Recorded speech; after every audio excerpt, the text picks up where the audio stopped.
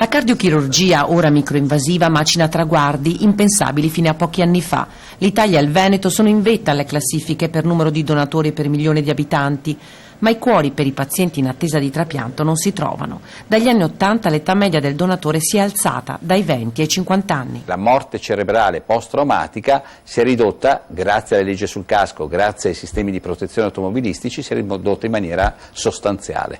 3 miliardi. Tanti i battiti del cuore in una vita di media durata, un muscolo potente che però si usura, un motore che Gino Gerosa, luminare dell'azienda ospedaliera universitaria di Padova, studia e cura. Suo nel 2007 è il primo impianto in Italia di cuore artificiale.